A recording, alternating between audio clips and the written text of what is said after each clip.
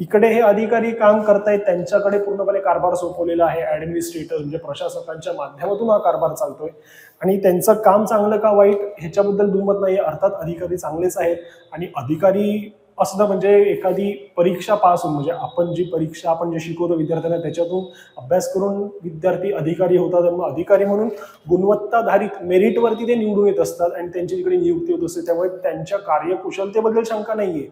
परंतु एक लक्षात घ्यायला हवं की लोकप्रतिनिधींना जसं जबाबदार धरता येतं, कारण त्यांना दर 5 वर्षांनी निवडणुकांना सामोरं जावं लागतं, लोकांना उत्तरदायी राहावं लागतं. अधिकाऱ्यांचं तसं नसतं. त्यामुळे काही प्रमाणात अधिकाऱ्यांमध्ये सुद्धा बेमालूमपणे आलेला आहे.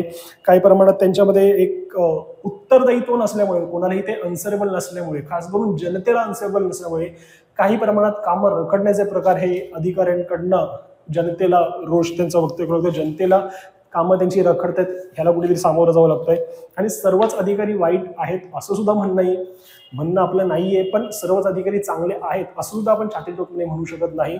कारण मागच्या काही काळात ईडीने काही अधिकाऱ्यांवरच्या धाडी घातल्या, त्याच्यातून काही ज्या गोष्टी बाहेर आल्या, त्याच्यातून त्यांच्या हाती काय घबाड लागलं ह्याचे आकडे आपण बातम्यांवर आणि समाज माध्यमांवर ऐकले असतीलच.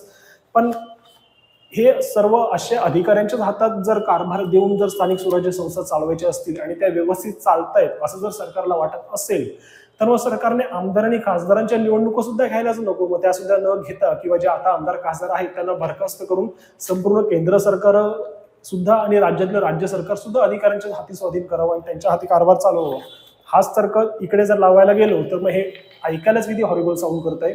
पण लोकशाहीमध्ये असा प्रकार केला जाऊ शकत नाही, अर्थात करू नये.